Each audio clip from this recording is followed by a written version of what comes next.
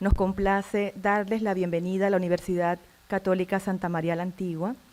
En esta tarde vamos a ser todos testigos de la sustentación de esta tesis doctoral a cargo de Luis Alcalves Eskenazi. El título de su investigación es Eficacia de un programa de crianza reflexiva para cuidadores de niños entre 4 y 12 años de edad. Para más detalles, les dejo entonces con las palabras del director del programa del doctorado en Psicología Clínica, el doctor David Sanjur. Fuerte el aplauso. Buenas tardes a cada uno de ustedes, a nuestras 3 miembros del jurado. En la tarde de hoy, en calidad de director del doctorado en Psicología Clínica, me llena de mucha emoción hacer la apertura de este acto de defensa de tesis de nuestra estudiante Lois, quien el día de hoy presentará los resultados de su investigación que la han llevado a el último peldaño de los doctorados y doctorandos en Psicología Clínica de nuestra USMA. Es un honor también para mí en esta tarde poder presentarles a nuestras 3 miembros del jurado evaluador que tendrán la gran tarea de no solo escuchar, sino también evaluar, ponderar, luego de una lectura previa hace más de 30 días del documento preliminar y que el día de hoy hace la presentación nuestra apreciada Lois. Es así que deseo presentarles a la directora ponente, la doctora Diana Oviedo, quien dirigirá y presidirá el tribunal evaluador. A su lado izquierdo, la doctora Sara Sasso, quien también es miembro evaluador de este tribunal, y a el lado derecho está la doctora Lizzy Brostella, quien también es miembro del tribunal, y ambas jurados tienen el título y el grado de doctoras en psicología clínica, lo cual hace un fiel cumplimiento de lo que establece el reglamento. Para hablarles, o más bien comentarles un poco sobre el procedimiento que establece el reglamento de tesis de 2021 de nuestra universidad, debo mencionarles algunos pasos elementales. El primero de ellos es el tiempo de exposición, que será de 45 minutos. Posterior a ello, el jurado evaluador, la presidenta del tribunal, abrirá el espacio de preguntas y respuestas para las 3 miembros del jurado. Posteriormente, según lo decide el tribunal, se podrá abrir o no el espacio para las preguntas y respuestas del público en general. Y finalizado ese espacio, el tribunal se retirará para deliberar y colocar los números en las actas. Luego regresaremos a esta misma aula y la presidenta del tribunal, la doctora Oviedo, hará lectura de los resultados plasmados en el acta de lectura y acta de sustentación de tesis. Sin más, quiero darle paso entonces a Lois, a su presentación, y desearle muchos éxitos en la tarde de hoy. Gracias.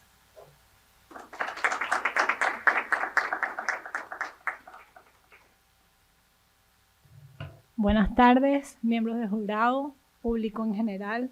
Mi nombre es Luis Alcalves Eskenazi y hoy voy a presentarles mi investigación para optar por el título de doctorado en Psicología Clínica, y la misma se titula Eficacia de un programa de crianza reflexiva para cuidadores de niños entre 4 y 12 años de edad. Y lo primero que veremos es el problema de investigación, luego pasaremos a ver el marco teórico, el marco metodológico y al final vamos a ver una presentación de resultados, discusión y conclusiones. Y para introducir el tema es importante conocer que 1 de cada 3 niños sufre de disciplina violenta en Panamá y se realiza al menos una denuncia diaria sobre el maltrato físico. A pesar de estas cifras alarmantes, existen pocos estudios de prevención de maltrato en la infancia dentro de la familia. Algunos factores que vemos en los padres que afectan esta dinámica es el estrés parental, que es el agotamiento que tienen los padres para poder criar a sus hijos. Luego, la función reflexiva parental, que es la capacidad que tiene el padre de sostener al hijo en su mente y como si tuviera otra mente. Luego, cómo el padre percibe la regulación emocional del niño, que es cómo el niño se logra autorregular. Luego, la negatividad y la habilidad, que es las emociones reactivas y negativas que puede tener el niño. Luego, las conductas externalizantes, que son las conductas que podemos ver que son más disruptivas en los niños. Y luego las conductas internalizantes, que son estos niños que son más tímidos, que son más ansiosos, que son más deprimidos. Por esto, al ver esta situación, encontré el programa Crianza Reflexiva, que fue creado en el 2019 por Sheila Redfern en el Reino Unido. Y en esta evaluación se evaluó la eficacia del programa Crianza Reflexiva, que mejora la capacidad de mentalizar de los cuidadores. La misma se realizó en el 2020 en época de pandemia. ¿Y qué es mentalizar o función reflexiva? Es la capacidad de entender nuestra propia mente basada en los estados mentales. ¿Y qué significa estados mentales? Cada uno tiene sentimientos, pensamientos, deseos, intenciones y luego la de los otros. El otro también tiene sus propios pensamientos, deseos y sentimientos. Y es fundamental en nuestro complejo entorno social y ha tomado mucho interés en los últimos 25 años. Esta capacidad se adquiere durante la infancia en el contexto del apego y la manera de sistematizar la mentalización es midiendo la función reflexiva, valga la redundancia. Esta intervención se fundamenta en esta teoría y es la primera vez que se realiza una tesis así en Panamá. Mi tesis es un estudio de intervención grupal para cuidadores. Luego de esta idea de investigación, empecé a plantearme el objeto de estudio y encontré que en el año 2018, el 70% de los casos que fueron atendidos en el juzgado de niñez y adolescencia ingresaron por situaciones de abandono. Según la encuesta Mix, que es la que realiza la UNICEF, un 50% de niños entre 1 y 14 años experimentaron disciplina violenta en su familia y el 22% de estos niños presentan conductas externalizantes. Varios autores proponen que los niños que no fueron vistos ni escuchados en su primera relación de apego no desarrollan empatía y por ende también tienen un mundo interno desconocido o caótico. Al ver todo esto, empecé a investigar los antecedentes y encontré que en el siglo XX los programas eran dirigidos solos para niños. Luego, en el año 1980, empezaron a incluir a los padres en los mismos programas. Y estas intervenciones lograron ver que mejora el ambiente de los niños y también mejora a su vez la regulación emocional y la función reflexiva parental. Estos programas se instauran en formatos grupales y tienen un costo-beneficio y contribuyen entre sí. Tanto en el grupo como los mismos padres pueden repartir herramientas a sus amigos, entonces estos programas ayudan de buena manera.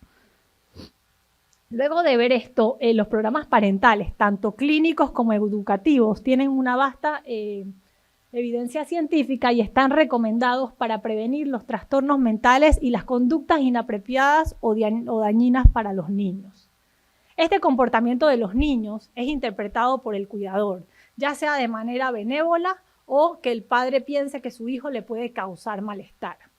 Entonces, la función reflexiva está caracterizada para poder entender al niño y las personas, al sentirse entendidas, en ese momento pueden confiar en el otro. Esto les permite al niño corregularse y luego autorregularse, lo que a su vez permite que tengan un mejor ajuste psicosocial. Gracias a esto, nos hacemos esta pregunta de investigación. ¿Cómo afecta el programa Crianza Reflexiva en la función reflexiva parental, en el estrés parental de los cuidadores y sobre la regulación emocional y las capacidades y dificultades de los niños de 4 a 12 años en una muestra panameña?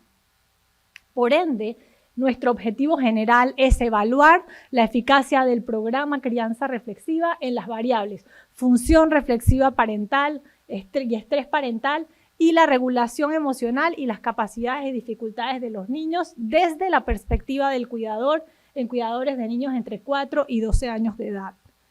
Y a su vez vemos los objetivos específicos. Como primer objetivo específico tenemos el de analizar el efecto de la intervención en la función reflexiva parental, identificar el efecto de la intervención sobre el estrés parental, examinar si la intervención tiene efecto de acuerdo con la percepción de los padres en la regulación emocional, negatividad y labilidad, problemas internalizantes y problemas externalizantes.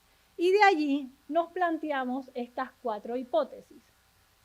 Se observan mayores índices de función reflexiva parental y menores de estrés parental en padres que hayan participado de un programa de crianza reflexiva en comparación con padres que no hayan participado de este programa, y los padres reportan mayor índice de regulación emocional y menor de negatividad y labilidad, y menores dificultades externalizantes y menores dificultades internalizantes en los niños que sí han participado de un programa de crianza reflexiva en comparación con padres que no hayan participado de este programa. En este momento es importante contextualizar las teorías que están detrás de estas variables. La de función reflexiva parental, estrés parental, regulación emocional y negatividad y labilidad, conductas externalizantes y conductas internalizantes de los niños. Y para entender estas variables, vamos a hacer un poco de historia. Vamos a entrar por la teoría del apego. Y la teoría del apego nos indica que todos somos mamíferos, incluyéndonos. Y si necesitamos del otro para poder sobrevivir, necesitamos a alguien que nos cambie los pañales, que nos dé comida, porque si no, nos morimos. Al nosotros hacer conductas biológicas como la de estirar los brazos, llorar, el otro viene y satisface nuestras necesidades. Y este es el gran aporte que da Bowlby en 1950, que habla de los modelos operativos internos, que es como yo predigo cómo me va a satisfacer mi cuidador. Luego, entonces más adelante viene en los años 1990 lo que es la mentalización, que es una idea más compleja de las relaciones. Incluye lo que son los estados mentales y a su vez también incluye lo que son las expresiones faciales, el tono de voz. Y esta relación que tenemos entre la mentalización y la teoría de apego es una relación bidireccional. Ahora vamos a pasar a ver qué es la mentalización en más profundidad. Y los niños a los 4 años tienen la capacidad de representarse a sí mismos y a los otros por su maduración cerebral. Y esto está relacionado a la calidad de las relaciones tempranas. Entonces nos preguntamos qué es la mentalización. Y es la capacidad que tenemos nosotros de ver nuestros estados mentales y los estados mentales de los otros. ¿Y qué significa esto? Vernos a nosotros desde afuera y ver a otros desde adentro. Esta capacidad es crucial porque permite la predicción y comprensión del comportamiento en nuestras relaciones interpersonales y a la vez sintoniza adecuadamente con uno y los demás la regulación del afecto y la capacidad de empatía. Nos permite tener flexibilidad cognitiva para adaptarnos en entornos más complejos. Y estos entornos complejos vienen cuando vamos a criar a nuestros hijos. Y de allí entonces hablamos de la función reflexiva parental. ¿Y qué es la función reflexiva parental? Es la capacidad que tienen los padres para reflexionar en la idea de que su hijo es un sujeto que tiene sentimientos, deseos e intenciones propios. Luego, en su propia historia de apego y luego cómo ésta influye en la relación con el niño. Esto le permite al niño a descubrir su propia experiencia interna, desarrollando un sentido de sí mismo. Al ver estos 3 conceptos que se relacionan, podemos ver 3 modos de prementalizantes en el contexto de la crianza. Y empecemos con el primero, que es el modo de la prementalización. La prementalización es la incapacidad de explorar el mundo interno. Y esto lo que puede provocar es un estrés parental y también permite que el padre no se pueda conectar emocionalmente con el niño. Luego, el otro modo es el de certeza de los estados mentales, que es cuando el padre no reconoce la opacidad de la mente del otro. Por ejemplo, el niño es muy chiquito para pensar en algo. Luego, el de interés y curiosidad de los estados mentales. y es la poca curiosidad que tienen los padres para comprender la conducta en términos de estados mentales. La función reflexiva parental es una capacidad dinámica y evolutiva, por lo que los padres pueden mostrar diferentes niveles de mentalización con distintos hijos. Y cada padre reacciona de manera diferente en el estrés parental, que es el agobio y agotamiento por las tareas parentales. Es la percepción de no tener las habilidades para criar correctamente a nuestros hijos. Y esto está relacionado con varios factores. El primer factor puede estar relacionado a la percepción subjetiva que tiene el cuidador como padre. Luego, a los estilos de afrontamiento de los padres, ya sea si es un papá pasivo o activo. Los aspectos relacionados con la eficacia y la satisfacción y el control, el tipo de control parental. Por ejemplo, si el control viene por condicionamiento externo o condicionamiento interno. Luego, la capacidad de regulación emocional y el temperamento del padre o de la madre. Luego, cómo me siento yo apoyada por mi pareja. Luego, la conducta del niño, del mismo niño, que es el temperamento del niño. Entonces, el estrés parental está relacionado con la regulación y la desregulación emocional. Que la regulación emocional son las habilidades que tienen los niños para redirigir, entender, modificar emociones y conductas. Y es un factor protector que ayuda en el desarrollo del niño para su cimiento. Luego está la desregulación emocional o negatividad y la habilidad. ¿Y qué es? Es la intensidad emocional que tiene el niño y la expresión negativa de sus emociones. Son niños más reactivos y que tienen cambios de humor. Y al estar los niños desregulados, podemos ver que tienen comportamientos externalizantes o internalizantes. ¿Y qué son los comportamientos internalizantes? Son los comportamientos que causan malestar dentro del mundo interno de los niños. Son estos niños que vemos que son tímidos, que tienen inhibición al retraimiento, que tienen conductas ansiosas o que están deprimidos. Tenemos luego los comportamientos externalizantes, que son estos niños que alteran el ambiente, que incluye, y son disruptivos, tienen conductas agresivas, son hiperactivos e impulsivos. Ambos son factores de riesgo para el niño, tanto en su mundo interno como en su familia, como cuando tienen sus relaciones interpersonales. Y estos comportamientos y las variables antes mencionadas se pueden mejorar si los padres o cuidadores asisten a programas parentales. Estos programas parentales se ha encontrado una vasta evidencia que son eficaces tanto en modalidad virtual como en modalidad presencial. Porque estos programas lo que hacen es que promueven una buena comunicación, también un intercambio entre los padres que asisten, se les brindan herramientas. Y en el contexto de la pandemia, casi todos los programas parentales fueron de manera virtual. ¿Y cómo fue para nosotros este contexto de la pandemia del COVID-19?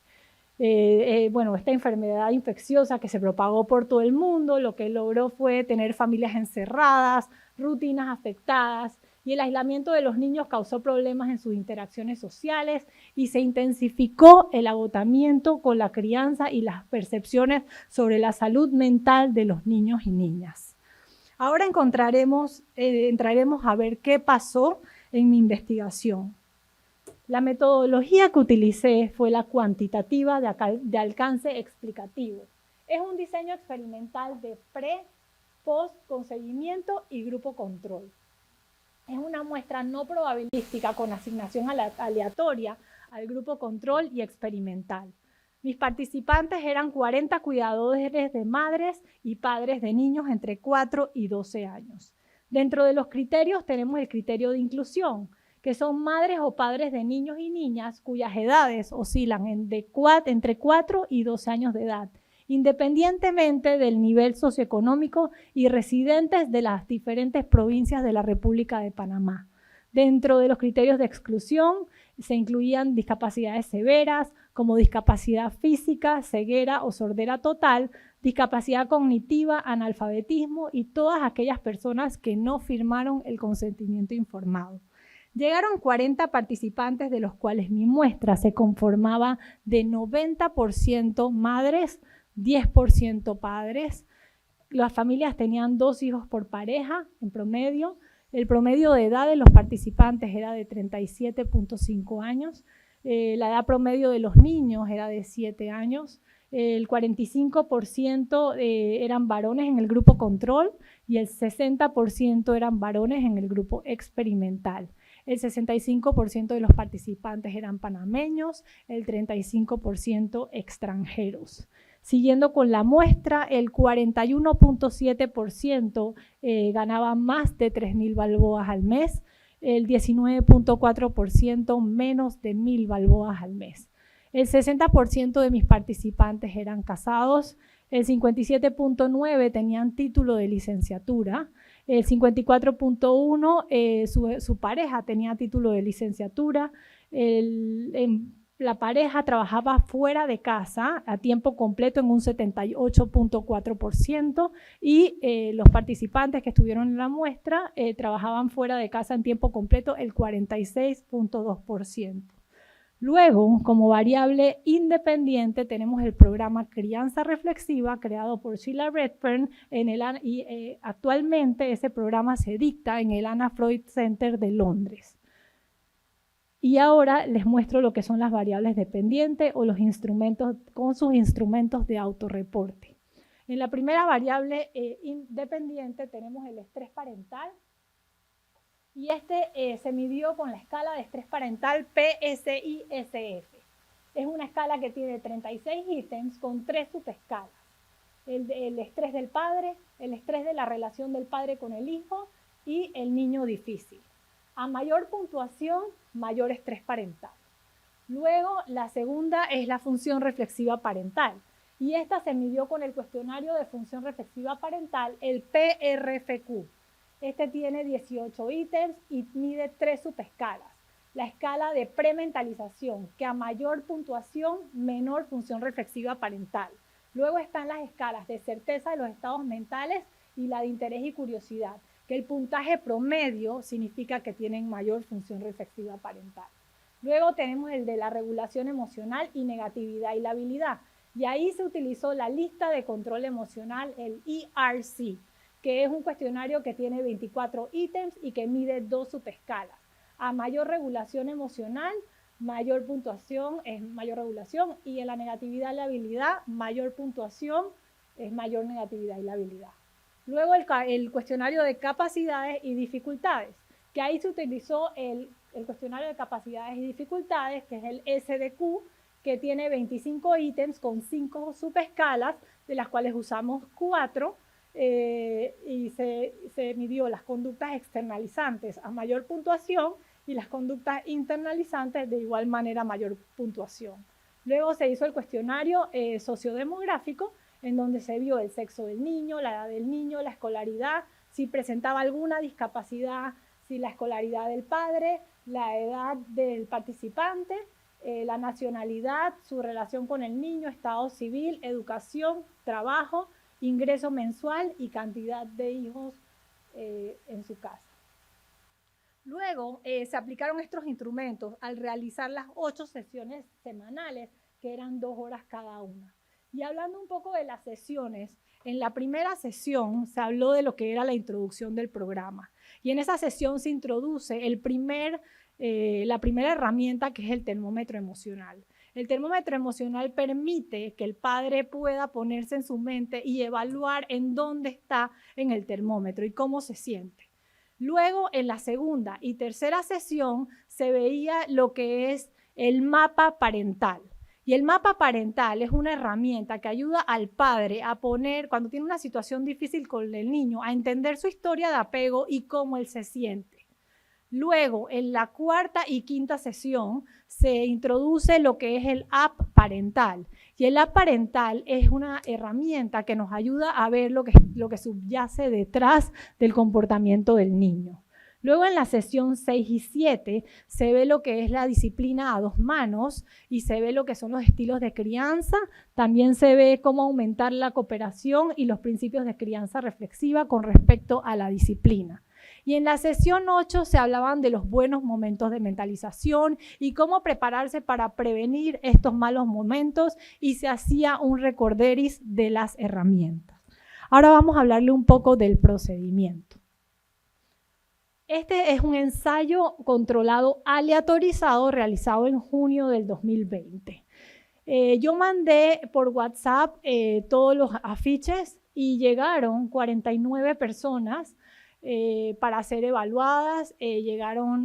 Algunos cumplían con el criterio de inclusión, otros no cumplían con el criterio de inclusión, no me devolvieron los consentimientos informados, algunos pues no quisieron participar, de los cuales quedamos con 40. Luego se hizo lo que es el procedimiento SNUS, que se le repartieron unos sobres para hacer la aleatorización. De ahí a esos 40 participantes se escogieron 20 para el grupo control, lista de espera, y 20 para el experimento. Entonces de ahí empezaron, les aplicamos las pruebas de autorreporte, empezamos con el programa, teníamos al grupo de la lista de espera en espera y al final del programa les pusimos de vuelta los instrumentos de autorreporte. Al mes se hizo una reunión con los padres y se habló de las herramientas. Luego entonces de ese mes pasaron 3 meses y se les volvió a aplicar lo que es el post-test de las herramientas, que era la tercera medición.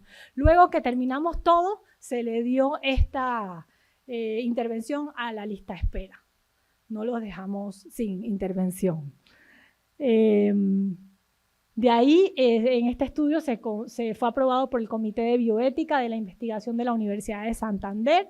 El estudio va acorde con el Código de Buenas Prácticas Éticas de Investigación de la USMA, con reglamentos internacionales sobre el uso ético de seres humanos en la investigación, como informe Belmont. Se consideró el respeto y el cuidado de los participantes y su integridad social y personal. Y para revisar la data, lo primero que hicimos fue revisar los análisis descriptivos para las variables sociodemográficas. Luego vimos las puntuaciones medias de los diferentes instrumentos. Y para responder a estos 3 objetivos, se utilizó el modelo de regresión lineal o el modelo de efectos mixtos.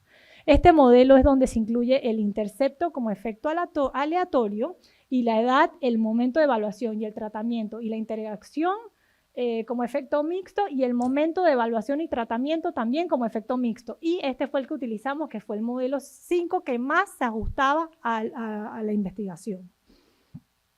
Ahora, para ver los hallazgos que hubo en esta investigación, ahora sí pasaremos a los análisis, resultados y discusión y conclusiones. Y aquí les presento esta tabla de las variables que vamos a ver, que es la de prementalización, certeza de los estados mentales, interés y curiosidad, estrés parental, regulación emocional, negatividad y labilidad, problemas externalizantes y problemas internalizantes. ¿Y cómo se manejaron en esta investigación? Recordando un poco el objetivo específico, que era analizar la función reflexiva parental. Aquí y en todas las que vamos a ver, todas las gráficas que vamos a ver, van a ver una gráfica en donde nuestra Y es el momento de la intervención, la X es el momento de la intervención, y aquí está la Y, que son las variables que medimos. Entonces, aquí tenemos, vamos a ver la figura, vamos a ver que la línea roja es el grupo control y la línea azul es el grupo experimental. En esta figura 1 vemos los valores medios de la variable modos de prementalización en los 3 momentos de evaluación. 1, 2, 3. Y aquí vemos a los 40 participantes. En la escala de prementalización vemos bajos puntajes de prementalización en ambos grupos. Y pensamos que los participantes atribuyen los efectos negativos de los niños al contexto de la pandemia y no a los propios niños. Los niños, cuando buscaban aproximarse a los padres, no pensaban los papás que estaban buscando una aproximación porque ellos lo necesitaban, sino por el contexto que se estaba viviendo. De ahí tenemos vamos a seguir con lo que es la certeza de los estados mentales. En esta figura 2 vemos los valores medios de la variable certeza de los estados mentales correspondiente a los 3 momentos de evaluación, tanto en el grupo control como en el grupo experimental. Y aquí hay algo muy interesante, porque vemos cómo empiezan desde la primera medida, pero luego sí hubo un efecto significativo. en el grupo experimental. Y en el grupo control también hubo un efecto significativo. Los padres del grupo control tuvieron más certeza de los estados mentales, lo cual indica que no había función reflexiva. En cambio, en el grupo experimental bajó la certeza de los estados mentales. Y nos preguntamos por qué ocurre la segunda medida. Y esto es interesante porque ahí podemos pensar que en el grupo experimental el programa sí le funcionó en su segunda medida. Y en el grupo control vemos que quizás pudo estar pasando por lo que estaba viviéndose en ese contexto de pandemia. Pero luego, entonces, ambos grupos vuelven a su funcionamiento habitual. Y esto es algo pues, que nos llama la atención y creo que es algo que podemos seguir investigando qué fue lo que pasó ahí.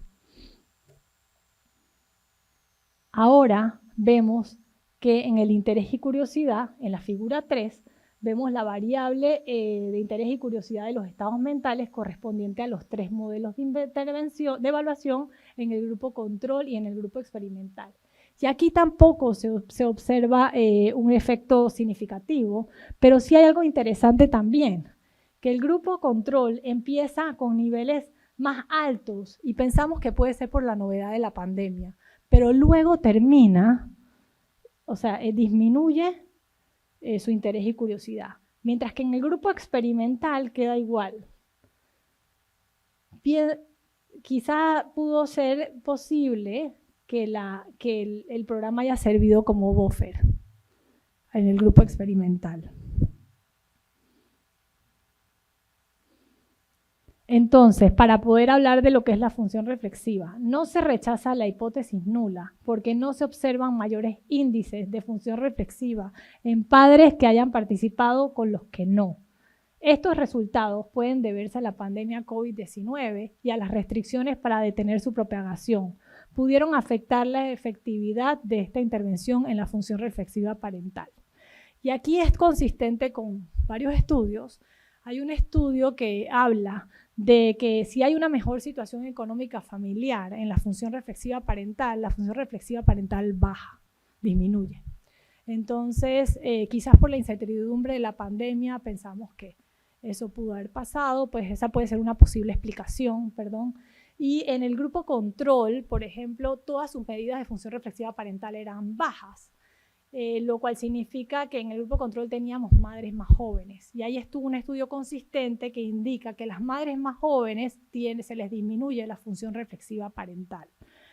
Son más intrusivas y tienden a darles estados erróneos a los niños de sus estados mentales. La función reflexiva parental, Fonagy describe que es un gran reto medir la función reflexiva cuantitativamente y más en muestras pequeñas.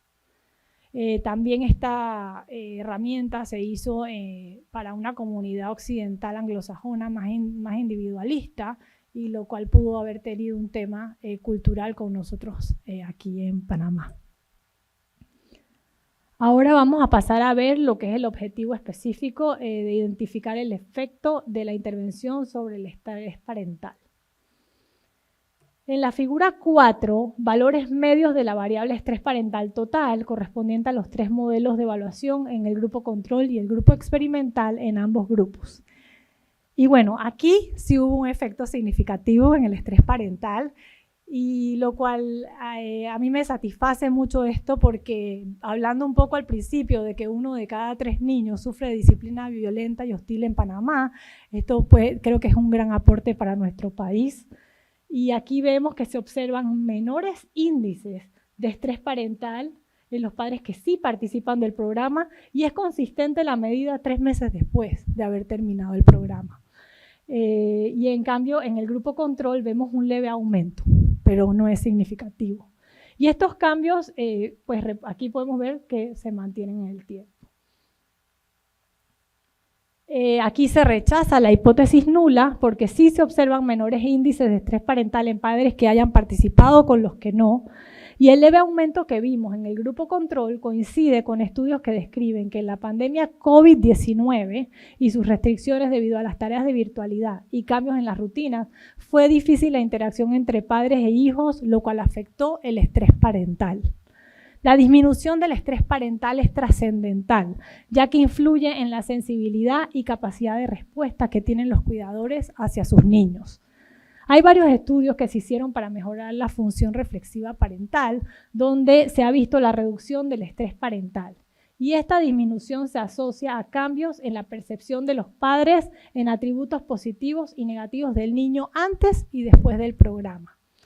El estrés parental está relacionado a métodos disciplinarios hostiles y físicos en momentos difíciles.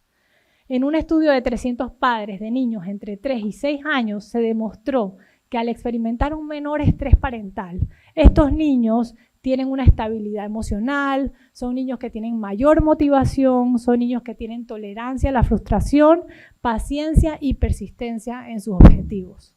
Y los padres experimentan una mayor confianza en intervenir en el comportamiento del niño y gestionar sus necesidades. Así que esto es un gran hallazgo en esta tesis. En el objetivo específico, examinar si la intervención tiene efecto de acuerdo con la percepción de los padres, vemos la regulación emocional, la negatividad y la habilidad, y los problemas internalizantes y externalizantes. Y en la figura 5 observamos los valores medios de la variable regulación emocional correspondiente a los 3 momentos de evaluación. En esta no se visualizan efectos significativos en el grupo control ni en el grupo experimental, aunque en el grupo experimental se ve un leve aumento, pero no es significativo. Esta variable mide la empatía y la autoconciencia emocional de los niños desde la percepción de sus padres. Este resultado fue inesperado. Pensamos que los cuidadores en ambos grupos perciben a sus niños con una adecuada regulación emocional, porque si ven, no empiezan desregulados los niños aquí, sino que lo ven con una que es consistente con otros estudios. Luego, el de la negatividad y la habilidad. Igualmente, en la figura 6 vemos los valores medios de la variable negatividad y la habilidad correspondientes a los 3 momentos de evaluación. Y acá tampoco se visualizan efectos significativos en el grupo control ni en el experimental, y ambos grupos tienen puntajes de baja reactividad comparada con la validación del instrumento en español. Aquí lo que vemos en estas dos variables es que probablemente haya sido difícil mejorar aún más estas variables, porque empezaron adecuados con una numeración adecuada. Entonces, en regulación emocional y negatividad y la habilidad no se rechaza la hipótesis nula porque no se observan mayores índices de regulación emocional ni de negatividad y la habilidad en la percepción de los padres de los niños que hayan participado con los que no. Y en el Reino Unido se realizó un reciente estudio con este mismo programa, pero para padres adoptivos, en donde en ese estudio sí se identificaron a los niños que los niños que participaron del programa tenían una inadecuada, una desregulación emocional alta. Entonces creo que hay que seguir investigando estas variables. Lo otro es que quizás estos beneficios tomen más tiempo en verse reflejados en la conducta y más en cómo los padres lo puedan percibir a los niños, porque son conductas que no se logran ver. Son conductas que no son visibles, y eso es como es más interno la regulación y la desregulación emocional, que no es una conducta, pero es cómo se logra ver esta variable. Ahora sí vamos a hablar de lo que son problemas y conductas externalizantes. Y en la figura 7, en los valores medios de la variable de los problemas externalizantes, en los 3 momentos de evaluación, aquí también hubo un efecto significativo. Reportaron que los niños tenían altos puntajes en el grupo experimental, altos puntajes de problemas externalizantes, y en la medición basal, aquí está esta vez la medición basal, y en la segunda medida ya habíamos visto que había una reducción, y luego en la tercera medida la reducción fue significativa. Mientras que en el grupo control vemos un leve aumento. En las conductas externalizantes se rechaza la hipótesis nula porque se disminuyen las conductas externalizantes en los niños según la percepción de los padres que han participado con los que no. Y la mejoría de estas conductas es un resultado muy prometedor, en vista de que los niños presentaron mayores niveles de conductas externalizantes durante la pandemia. Secuelas en estos problemas están relacionadas a dificultades en las relaciones interpersonales, son niños que tienen dificultades de aprendizaje, tienen un abandono escolar, pueden llegar a violencia familiar y suicidio. En la figura 8 tenemos los problemas internalizantes y los valores medios en las 3 medidas de evaluación. Y ambos grupos reportan que sus niños tienen conductas apropiadas para la edad y no se observan en estas variables cambios significativos. En las conductas internalizantes no se rechaza la hipótesis nula porque se disminuyen las conductas internalizantes en niños según la percepción de los padres que han participado con los que no. Y estos hallazgos coinciden con un metaanálisis que se hizo de 100 estudios en donde encontraron que el estrés parental estaba directamente relacionado a las conductas internalizantes y externalizantes. Pero las conductas internalizantes en estos metaanálisis se veían como moderadas. Lo que sí veían que la externalizante era significativamente mayor y ahí se veían cambios significativos en la externalizante. Estos problemas son menos visibles o disruptivos y al tener pequeños cambios son más difíciles de notar por parte de los cuidadores. Y muchas veces quizás se necesiten intervenciones dirigidas a este tipo de conductas internalizantes. Y bueno, aquí les presentamos la tabla ya llena y nos vamos a enfocar en que en la certeza de los estados mentales, en el grupo control hay un aumento en la segunda medida y en el grupo experimental disminuye en la segunda medida, o sea que sí hay un cambio significativo, pero en la segunda medida. Y en el estrés parental aumenta levemente en el grupo control y disminuye en el grupo experimental. Aquí también vimos una diferencia significativa. Y en los problemas externalizantes no hay cambios en el grupo control, pero sí disminuye en el grupo experimental. Y aquí también vemos una diferencia significativa. Para concluir, ambas variables que sí tuvieron diferencias significativas, vimos disminución en el estrés parental y disminución en los problemas externalizantes. Y existe una relación bidireccional y es consistente con varias investigaciones. Mientras más fuertes son las conductas externalizantes, puede haber una disciplina hostil. Y no solo se asocia el estrés parental a la salud de la infancia, sino que también esto se lleva en la adolescencia y en la adultez, y con mayor riesgo de consumo y abuso de sustancias. Estos niños en la adolescencia tienen el doble riesgo de consumir tabaco, el triple de consumir alcohol y 5 veces más del abuso de drogas. Los niños con conductas externalizantes pueden conducir a trastornos antisociales de la personalidad, problemas depresivos, ansiedad, así como quejas somáticas, trastornos en el sueño y una pobre salud mental, lo cual indica que esta intervención es positiva para este tipo de conductas y estos niños pueden tener un mejor pronóstico. Y seguimos que los programas centrados en la mentalización se alinean con lo esperado, mejoran el comportamiento del niño y ayudan a reflexionar sobre la crianza, brindan psicoeducación de las emociones y apego, se enfocan en la relación y el afecto y la empatía y casi siempre estos programas se hacen en la cultura anglosajona, solo encontramos en un metaanálisis un estudio en Chile y tienen pues efectos positivos. Y esto nos lleva a ver las limitaciones que están en todos los estudios, y es que, bueno, aquí no se evaluó la salud mental de los cuidadores, hubo variaciones de género y edad, y el tamaño de la muestra era un N de 40, que yo creo que a pesar de que eso puede ser una limitación, como es la primera vez que se hace un estudio de este tipo en Panamá, pues vemos la fortaleza, y es la primera vez que se hace un estudio de este programa. Este programa no ha sido evaluado en ninguna parte del mundo. Es uno de los primeros ensayos aleatorizados controlados de estudios realizados en nuestro país. Y la utilización de las variables y todos los instrumentos son validados en el idioma español. En Panamá hay escasos estudios de intervenciones a padres, lo cual esto es una fortaleza de este estudio. Y bueno, ahora para entrar un poco en las futuras líneas de investigación, yo quisiera pues comentar que me parece interesante poder evaluar la perspectiva de los maestros, la perspectiva inclusive de los mismos niños en futuras investigaciones. También creo que es importante validar instrumentos en Panamá, ya que en Panamá no tenemos instrumentos validados. Hacerlo quizás con una N más grande sería interesante. Hacer más intervenciones grupales, evaluar la psicopatología de los cuidadores y las experiencias de trauma, tratar de entender el fenómeno de malos tratos intrafamiliares en Panamá para poder intervenir de mejor manera.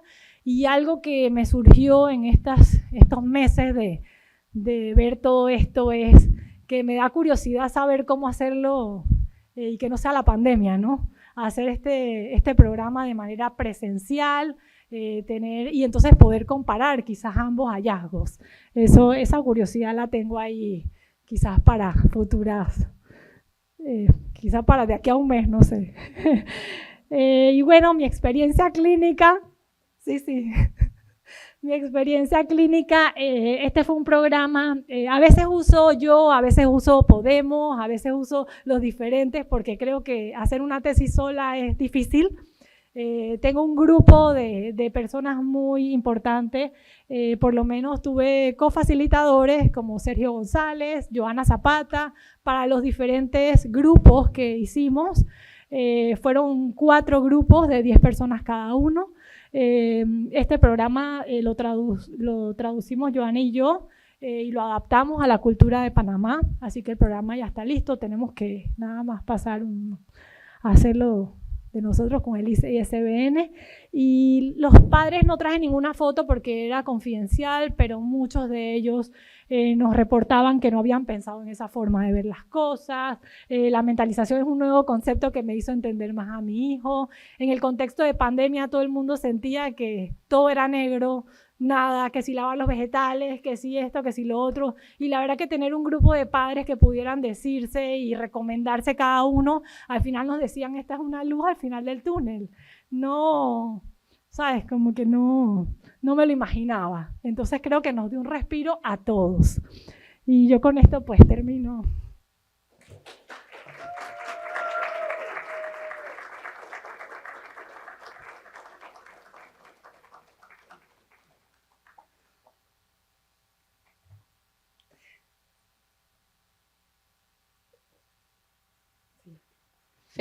Felicidades. Gracias. Excelente. En verdad, excelente tu presentación, súper clara. Desde el inicio hasta el fin se entendió absolutamente todo. Creo que tanto para personas que somos del área como los que no, estuvo totalmente clara, fluida y siguiendo una línea consistente a lo largo de toda la presentación. Antes de meterme a las preguntas, yo quiero salvar o mencionar nuevamente un poco las fortalezas de esta tesis. Número 1, hacer una tesis en pandemia. Imagínense, ¿sí? Eso solo demuestra también tu capacidad, tu personalidad de ser tan perseverante y persistente y no rendirte, porque todos sabemos lo que la pandemia significó a nivel incluso de salud mental para los profesionales de salud mental. Y no fue fácil, a readecuar los espacios de trabajo, muy complicado. Tú eres una persona que ya tiene mucha experiencia a nivel clínico, pero readecuar los espacios, las prácticas, las técnicas, muy difícil. Y pudiste haberte rendido y no lo hiciste, entonces eso creo que es una de las principales fortalezas de este trabajo. Perdón, quiero que eso también darle las gracias a mi familia que está aquí, que me apoyó y respeto mis espacios. Claro que sí. Sí. Fundamental, sí, fundamental que las familias te apoyen. Así que eso, número 1, readecuar todo tu sistema de trabajo porque tú tenías siempre contemplado hacer estas sesiones de manera presencial. Y realmente el cambio de hacerlo presencial a virtual fue muy rápido. Sí, fue readecuar todo súper rápido y ponerme en mentalidad de que ahora sí se van a hacer las cosas y no voy a echar para atrás y voy a seguir adelante. O sea que eso ya es una gran ganancia.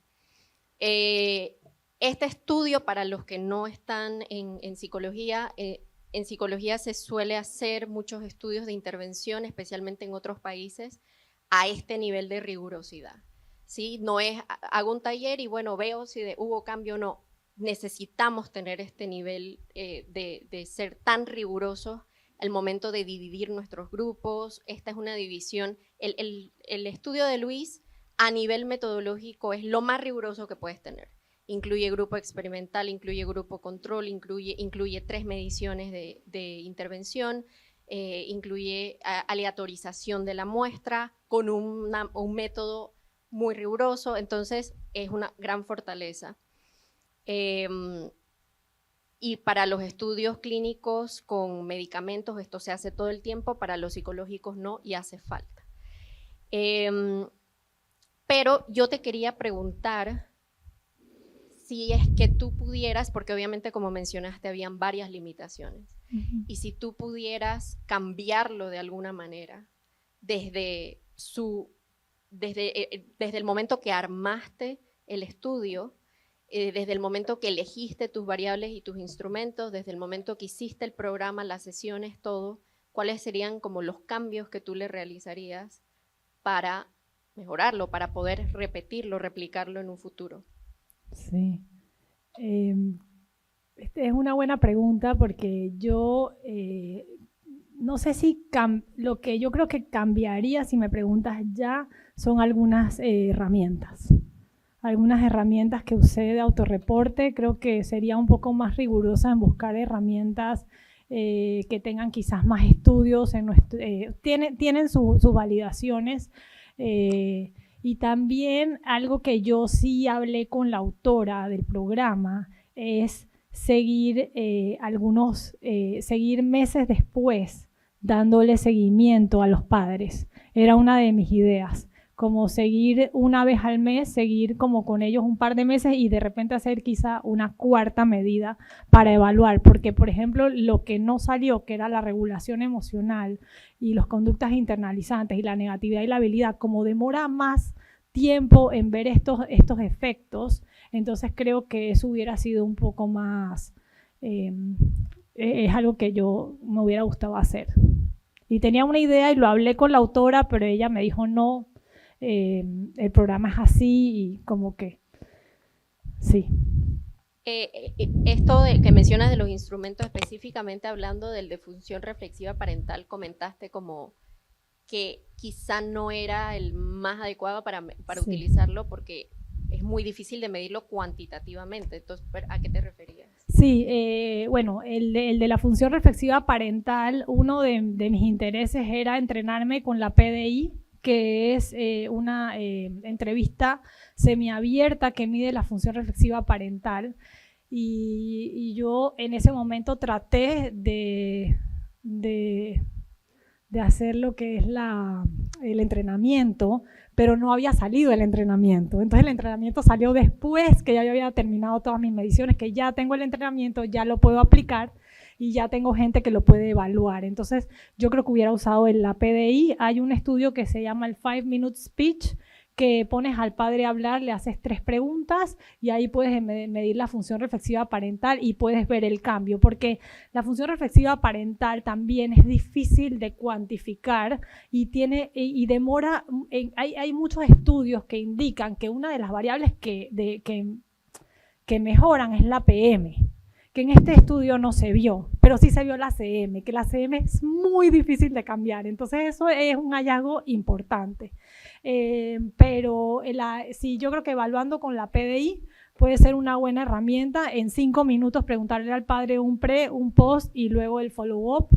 Eso es algo que yo agregaría a mi tesis. Sí, le agregaría la PDI y sí, y buscar de repente alguna otra herramienta de regulación emocional, y esa es otra que luego que ya había metido todos los papeles, dije, de repente una de regulación emocional sería interesante. Pero bueno, no hay muchas, he buscado y no encuentro. Lo otro que te quería preguntar era,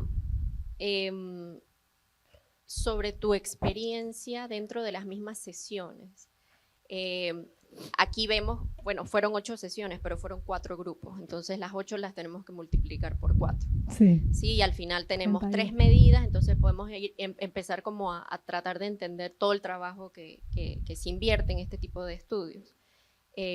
Pero dentro de cada sesión, sé que nos contaste como la experiencia al momento de preguntarles a ellos cómo había sido, pero quiero que nos comentes un poco más tu experiencia atravesando esas sesiones y tu experiencia lidiando con diferentes grupos. Sí. Con diferentes...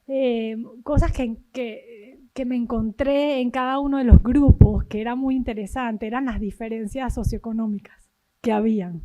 O sea, tenía personas de muy bajos recursos con personas de muy altos recursos. Entonces era muy interesante porque todas eran mamás. Entonces al final compartían las mismas situaciones, los mismos, entonces se aconsejaban las unas a las otras. Nosotros servíamos para mentalizar los buenos momentos, les enseñamos lo que es la palabra de la mentalización. Muchas empezaron a utilizar las herramientas, nos traían las herramientas semanal. Trabajábamos, entonces una, por ejemplo, decía en lo que es el mapa parental, que habla de tu historia de apego, algo que tu papá siempre te repetía, que lo llevas al momento.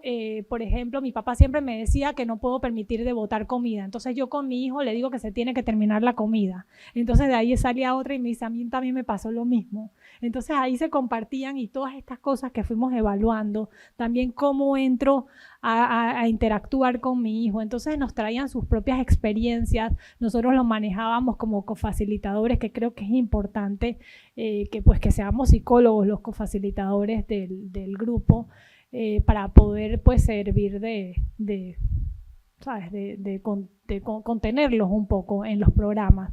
Pero sí, había mucho, ellos compartían sus experiencias, nos hablaban, conocían términos nuevos, les hablamos del apego, les dábamos muchos videos para que ellos se pudieran sentir pues que no nada más eran ellos.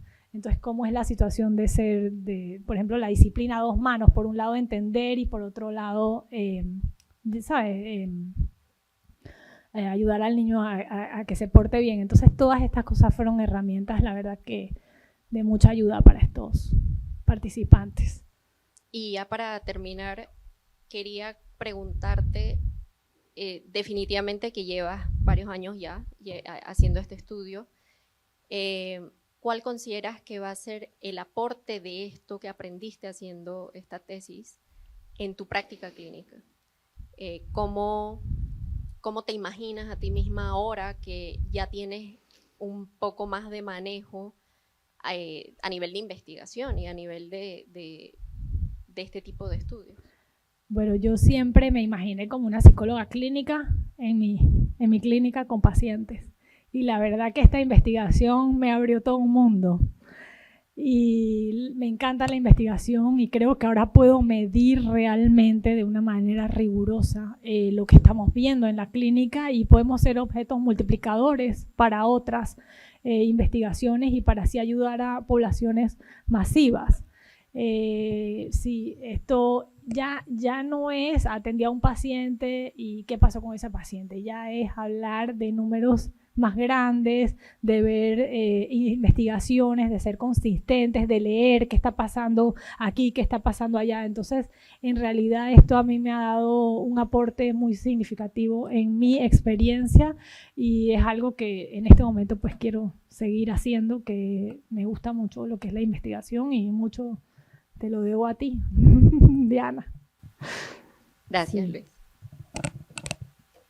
Gracias. Felicidades, doctora. Gracias, Sara, gracias. Un gusto escucharte. Gracias. Yo desde que me leí el trabajo lo disfruté muchísimo. Yo leo las cosas de principio a final y me Yo lo pude sé. disfrutar, tú lo sabes. Sí. Me lo pude disfrutar muchísimo. Fue un estudio muy serio, muy bien desarrollado, y creo que no hiciste un trabajo para hacerlo, culminarlo, presentarlo. O sea, se nota en tu presentación, había mucha pasión, mucha entrega, y como decía la profesora, en un momento muy difícil, ¿no? Así que yo creo que eso tiene un gran valor y yo te quiero invitar a que esto no quede en la biblioteca de la universidad, porque es un trabajo que es muy importante para la sociedad. Hemos todos sido testigos de los horrores que pasan en algunos albergues en nuestro país y yo creo que este es el momento de que lo puedas presentar, podamos todos hablar de este trabajo. Es muy importante, yo me siento muy orgullosa de haberte podido acompañar, aunque sea en esta parte final. Me gustó muchísimo, ¿verdad? Que tengo muchas preguntas. Una de las que tenía ya la habías respondido, así es que no la voy a formular y voy a ser breve. Tengo 2 preguntas. Para los que no saben, hoy la Organización Mundial de la Salud declaró el final de la pandemia hoy 5 de mayo. Wow. Y tú hablaste muchísimo hiciste esto en tiempos de pandemia. Entonces yo había escrito que en tiempos ajenos a la pandemia, digamos que empezamos a partir de hoy, ¿cuáles crees que son los factores o las variables que más aquejan a los cuidadores y que afectan su función parental y cómo todo esto se traspola entonces en la interacción con sus hijos? Las variables, yo creo que está el estrés parental. Otra de las variables que me gustaría incluir en unas futuras investigaciones es la sensibilidad materna, que es pre a la función reflexiva parental. También la variable de las conductas externalizantes. Yo creo que con esas 3 variables podemos trabajar, porque es lo que el padre al final, y es lo que más se ve. Cuando tenemos niños disruptivos, es que no puedo con este niño, es que no sé cómo manejarlo, es que no me hace caso, es que ¿qué hago? Entonces, estas son las variables que yo creo que más se ven. Inclusive nosotras que estamos en la clínica, en momentos que no hay escuela, la clínica se nos baja, pero luego entonces empieza la escuela y ya viene que es que la maestra me dijo, que es que el otro me dijo. Entonces creo que sí trabajaría con esas 3 variables en próximos estudios. Incluiría la sensibilidad materna, es una que incluiría, también se me olvidó decirte, pero la tenía en mente. Pero más allá de las variables dentro del estudio, quizás no formulé bien la pregunta, Okay, desde perdón. tu experiencia clínica, que creo que así lo debí haber preguntado, ¿qué variables tú piensas que son las que siempre aquejan más a los cuidadores y que entonces afectan esa vinculación, esa interacción con los niños? Y no dentro de la pandemia, sino ya... Ya ahora... Sí, yo creo que escuchamos mucho el no me hace caso, no sé cómo conectar con mi hijo, no sé cómo entender su mundo interno. Por ejemplo, los padres de adolescentes, explicarle un poco lo que es el cerebro adolescente, creo que es importante. También yo creo que hace falta mucha psicoeducación para nuestros padres, porque creo que a veces el padre se imagina que ese niño no va a cambiar y que ese niño es algo simbiótico y que siente que un poco hablando de lo de la certeza de los estados mentales. Entonces creo que un poco tratar esos temas, porque hoy en día vemos adolescentes con depresión y ansiedad porque, como dijimos, pues tienen un mundo desconocido interno que ni ellos mismos logran autorregularse, porque no son vistos pues en esas etapas. Pero creo que, no sé si te la contesté. Perfectamente. Sí. Yo no la formulé bien. Gracias. Yo no la formulé bien. Gracias, Sara. No. Y lo último, muy rápido, ¿qué crees tú que podría, no sé si la palabra es afectar, pero impedir que se pueda como mantener el efecto positivo de este programa? ¿Qué podría impedir? Esa es una buena pregunta. Tú los conociste, o sea, tú conociste a estos padres, o sea, por eso que te lo puedo preguntar, porque tú tienes propiedad para... Sí, yo creo que quizá, yo sí vuelvo y repito que pensé que hubiera sido una buena idea de repente seguir con ellos una vez al mes y para que logren tener estas herramientas, porque también creo, como dijiste tú, hoy es el 5 de mayo que se acabó la pandemia, entonces la gente también hace como que, bueno, shift, me voy a lo que sigue. Entonces, pero yo creo que si los cambios los vimos durante 3 meses después, o sea, fueron 5 meses, creo que sí hay cosas que quedaron. Entonces me da la impresión que quizá también, ¿sabes qué puede afectar? Ahora pensando un poco en tu pregunta, que cuando los niños van creciendo, el estrés parental también va cambiando. Entonces, si tú tienes un niño de 2 años, no tienes la misma situación de un niño de 4 o de 7. Entonces, el poder reajustarme a esa nueva situación que tiene mi hijo. Excelente. Sí. Muchas gracias. Gracias a ti. Felicidades. Gracias a ti, Sara. Siempre los que venimos de último nos toca decir, yo digo todo lo que ellos dicen. Yo estoy de acuerdo con todo lo que ellos dijeron, de todas las anteriores. Ok, bueno, primero muchas gracias por esto. En verdad, me encantó. No lo esperaba. No esperaba que fuera así. Se lee muy fácil, fluido, rápido. No es una tesis de datos tediosa. O sea, fue muy, tal vez porque el tema era muy interesante y la apertura y cómo lograste poner inmediatamente en la necesidad que hay, ¿no? Así que te felicito por eso, te felicito por el peldaño al que llegas hoy. Gracias. Qué alivio y qué bendición. Tengo poquitas preguntas, algunos comentarios, más que nada, no son preguntas. Cuando te escuchaba y cuando veía, una de las cosas que me llamó la atención, primero el tiempo. Sí estoy de acuerdo contigo en que debe ser más largo de 8 semanas.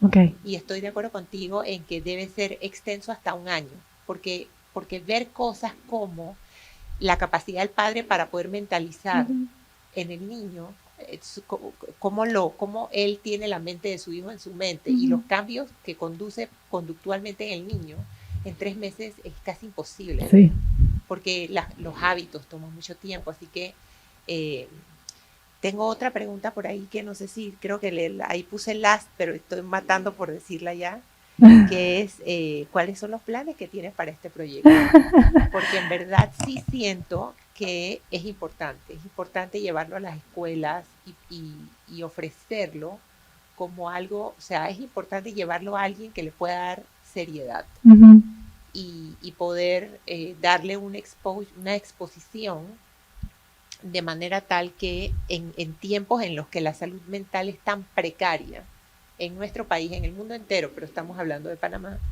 en tiempos en que la salud mental es tan precaria, pudiera a través de esto tener un acceso a que los padres tengan algo, porque no les podemos dar todo.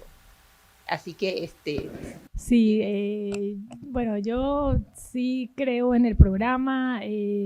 Tengo pues el aval de la creadora del programa para poder, o sea, ahí lo tengo, pero no lo tengo, ahí es un poco complicado.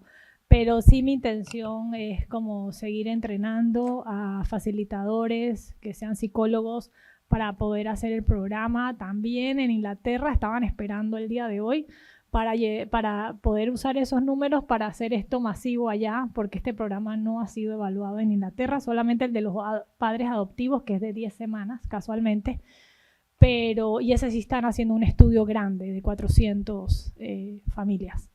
Entonces, sí, la idea un poco es hacerlo y me encantaría compararlo con en pandemia. Eso es algo que me surgió preparando la presentación y tengo ahí las ganas de hacerlo. Entonces sí, la intención es, yo no me voy a quedar así.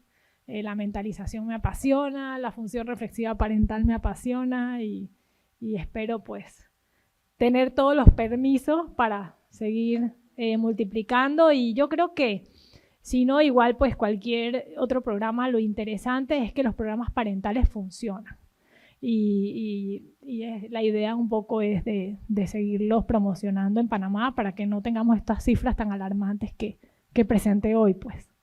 Sí. Yo tenía, la última que voy a hacerte es, me llama mucho la atención la estadística de los papás, la educación, o sea, era casi sí, la mitad de la población sí, que estaba educada. Si te has puesto a pensar cómo sería, si el resultado sería diametralmente diferente si fuera una población que fuera mayormente no educada. ¿Cómo crees que cambiaría el resultado de este programa en una población mayormente no educada? Qué interesante pregunta. Súper súper interesante. Pero yo mostré un estudio consistente con que si había mayor situación económica familiar, la función reflexiva disminuía. Okay. Es que yo creo que tenemos un tema de que pensamos que es complicada la mentalización, pero la mentalización no es complicada. Es como yo puedo verme a mí y luego entonces ver al otro. Y la manera como está diseñado el programa, y bueno, aquí está Sergio, es de una manera muy sencilla.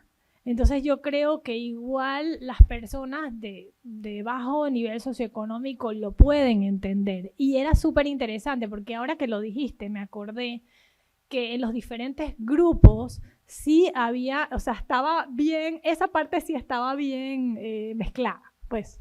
Sí, el Scramble estuvo bien ahí. Teníamos casi que 6 personas de nivel socioeconómico alto y 6 personas que para conectarse en la pandemia era súper difícil. Pero todos, o sea, era un programa tan sencillo que yo creo que sí, y las herramientas eran fáciles de entender y se repetían. Por ejemplo, las herramientas más complicadas se repetían cada 2 semanas. Entonces, yo creo que sí, creo que sería interesante ver los cambios. No sé si puedo predecir. Me da miedo predecir, pero sí me encantaría, ya me estás dando ganas de hacer otro más. Ya van 2 programas. Sí. Bueno, yo te felicito de todo corazón. Es un excelente trabajo y en verdad, como dice Sara, la doctora no se queda aquí. Y esto podamos verlo en resultados, en mejor salud mental en 5 años, porque hay que... Bueno, los que me conocen saben que yo no me quedo ahí.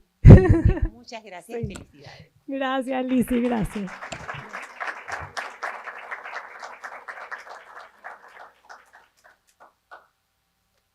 Vamos a dar oportunidad si alguien del público quiere hacer una pregunta.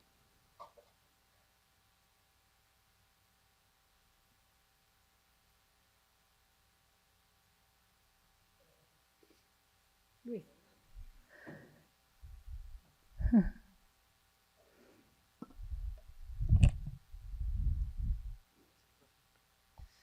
Primero que todo, muy buenas tardes. Profesora, muchas felicidades por su presentación. Gracias, Luis. La pregunta que a mí me surge tiene mucho que ver con lo que explicaba la profesora Sasso sobre el final de la pandemia. Y entendiendo que su investigación fue dentro de un contexto tan particular que no se había vivido en la historia de la humanidad hace mucho tiempo. La última pandemia tuvo casi más de 50 años de la última vez que pasó y en esa época no teníamos tecnología ni teníamos todas las facilidades que tenemos ahora. Usted realizó este estudio en este contexto a través del uso de tecnologías, atención a distancia, y hoy que ya finalmente termina ese periodo, de alguna manera las cosas van a volver o tal vez no vuelvan igual, pero muchas cosas van a volver a ser como antes.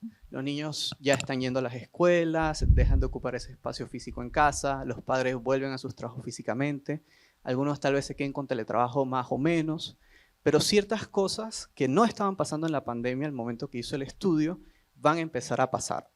Entonces, la pregunta va orientada un poco así a la posibilidad de que cuando se replique el estudio, si es que se llega a replicar, y lo hagamos en este contexto que ya es mucho más parecido a lo que pasaba antes de pandemia, ¿cuáles cree que van a ser los cambios o los posibles cambios realmente? Porque esto se estudia, hay que estudiarlo. ¿Cuál cree usted que van a ser los posibles cambios en los efectos en estas variables en el contexto que se va a dar ahora, a diferencia de cómo se dio en pandemia? Yo no estoy tan segura de que haya mucha, no quiero predecir, pero yo no estoy tan segura que haya mucha diferencia, porque en el contexto de pandemia, si bien es cierto, el tema de los problemas internalizantes, probablemente en tema de regulación emocional y negatividad y labilidad, no sé si de repente los padres perciban a sus niños con una desregulación, porque en el contexto de la pandemia, una de las cosas que yo escuché de los padres es que los niños quieren a sus papás al lado. Entonces, y como el promedio de los niños de mi población era de 7 años, estaban ahí con los papás todo el día. Entonces, por eso yo creo que percibieron a sus niños adecuados regularmente, con una regulación emocional adecuada. Quizá veamos esto un poco más y quizás sí se puedan ver cambios significativos ahí, no lo sé. Aunque creo que esas variables demoran un poco más, estoy de acuerdo con Lizzy de hacer el programa un poco más largo. pero los problemas externalizantes creo que serían los mismos. En esa parte creo que estarían igual, porque eso se ve, e inclusive ahora pues en la clínica los vemos y igual se veían en la pandemia. O sea, el niño que hacía la pataleta, el niño que quería, también la mamá no le estaba explicando bien las cosas, entonces que no entiendo. Eso lo veíamos mucho, cómo los padres hacían tareas con los niños. Ya los padres se convirtieron en ese momento en maestros en todo, eran todos, la cocinera, el maestro. Esas son una de las cosas que nos comentaban. Así que creo que en esas variables vería.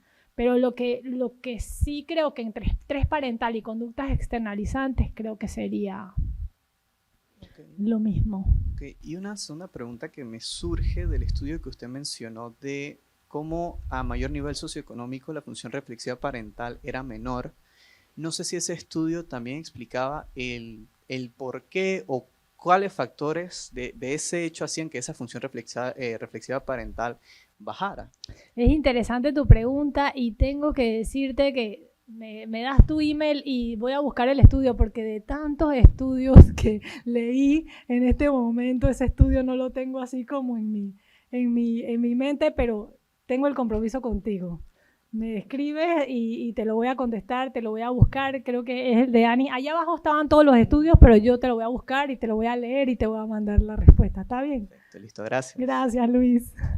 Gracias.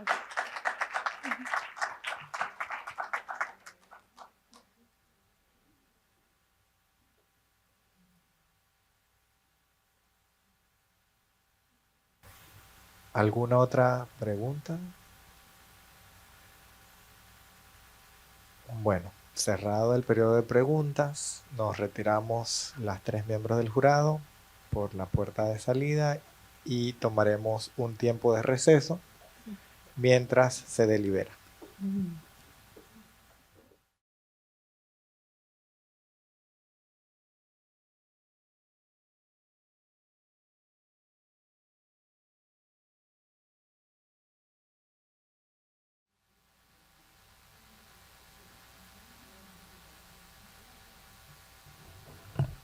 Buenas tardes nuevamente. Una vez el jurado evaluador, en las 3 doctoras, se ha procedido a la revisión, pero también a la elaboración de los documentos, en este caso las actas oficiales, que han sido firmadas por cada una de las jurados, también por mi persona. Le compartimos la palabra a la doctora Diana Oviedo, presidenta del tribunal y directora ponente de la tesis, para que haga lectura del acta de lectura y sustentación de la tesis.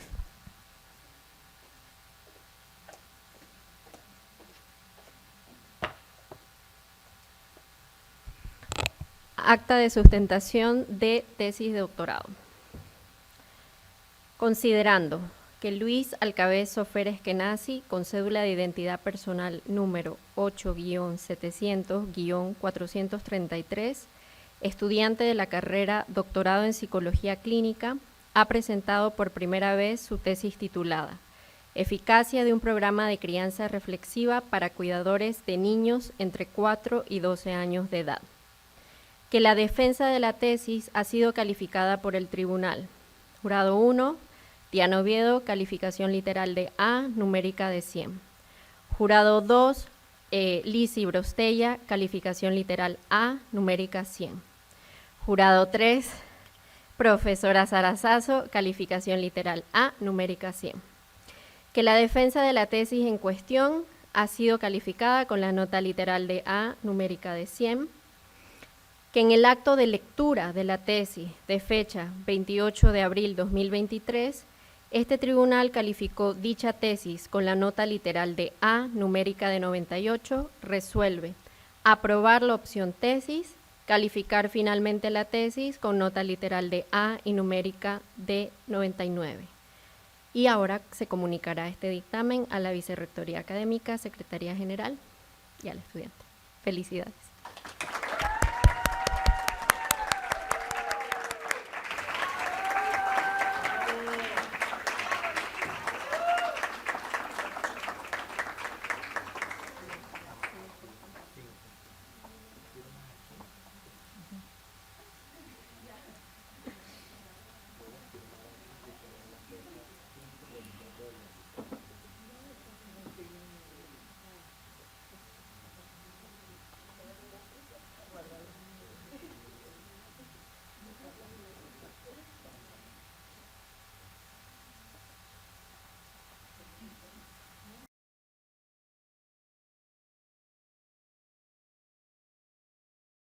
Agradecemos a la doctora Diana Oviedo, a la doctora Sara Sasso y a la doctora Lizzy Brostella, quienes posan para la fotografía. Y les damos un fuerte aplauso también.